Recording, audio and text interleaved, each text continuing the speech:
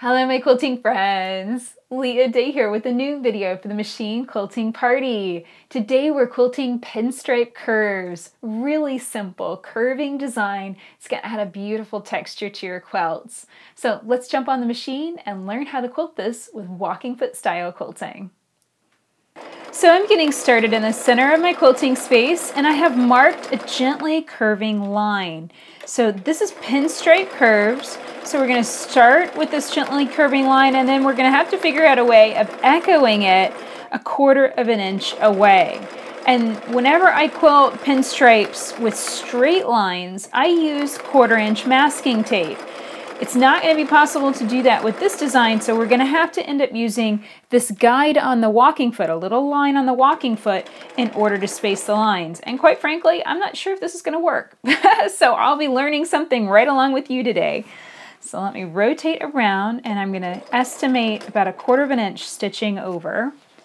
And then it looks like I overshot just a little bit, so I'm going to back up 1 stitch. I can do that on this machine, just rotate the hand wheel backwards to back up 1 stitch, and that works fine. Some machines don't like that, so you kind of have to just play with your machine and see if it'll work for you.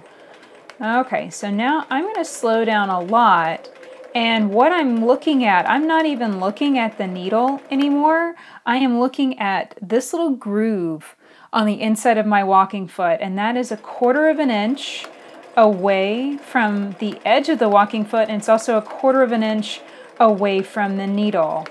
And I'm kind of crossing my fingers, hoping that this is going to give me the spacing that I want, and it's going to be consistent down the line as I stitch this line. But quite honestly, I don't really know, because when you have the walking foot on your quilt, it's very hard to see the design. It's hard to see what you're stitching as you're stitching it until you get a little distance. And so I can see back here if I rotate the quilt around, and actually that's looking really good. Okay, that's exciting.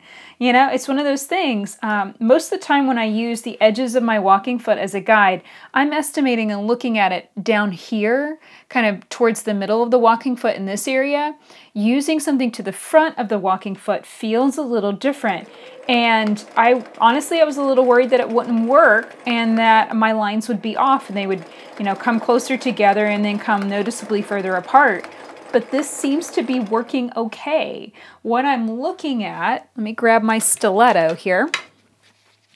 What I'm looking at is this little groove, and I'm actually looking inside this little area on the walking foot. Whenever I echo to the opposite side, I'm sure I'll be looking on this side. But right here, there's a little groove, and I'm just keeping my eye trained right on that and making sure that little groove stays lined up with the stitching. And this is one of the things that is particular to this, you know, to Bernina walking feet, you know, to this particular walking foot itself.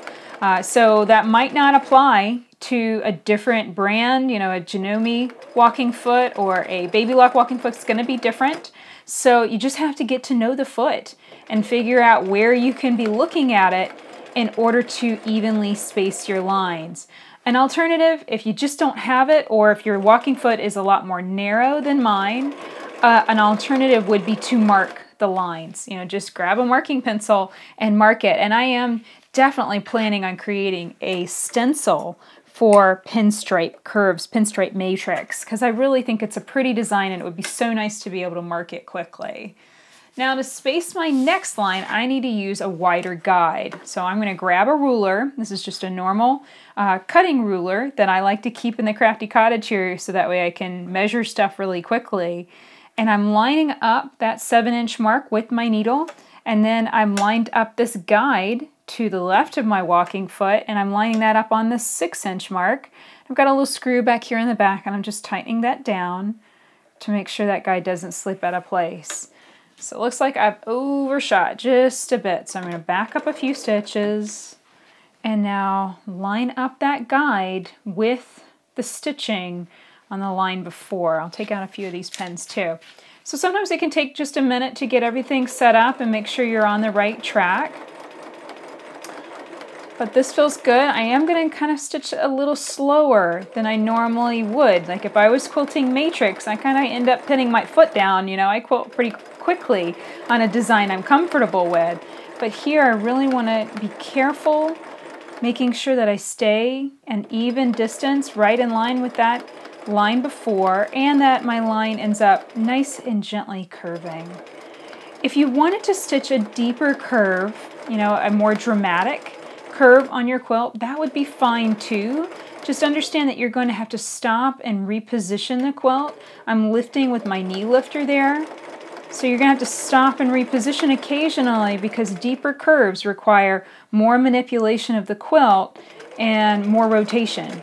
Here, I kind of call this, like quilt and steer, or at the same time, how I'm kind of stitching and rotating and shifting it all at the same time.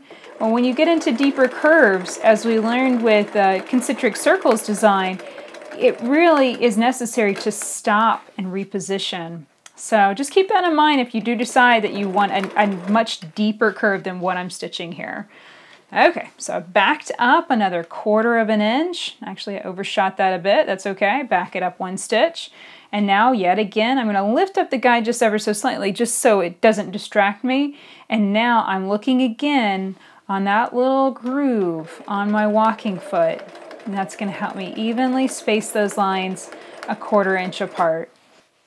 And here's what it looked like whenever I finished pinstripe curves. So that's it for this video. I hope you learned a lot quilting this design with me today, and you're ready to jump on your machine and give it a try. Now, if you'd like to learn more about walking foot style quilting, please check out my book, Explore Walking Foot Quilting with Leah Day. In this book, I share 30 walking foot style designs as well as 7 fun quilt projects that will really build your skills for quilting on your home sewing machine. So come and check out the book at leahday.com/walkingfoot. If you enjoyed this video, please like it, share it with your friends, and subscribe to our channel on YouTube so you don't miss the next video coming out soon. Until next time, let's go quilt!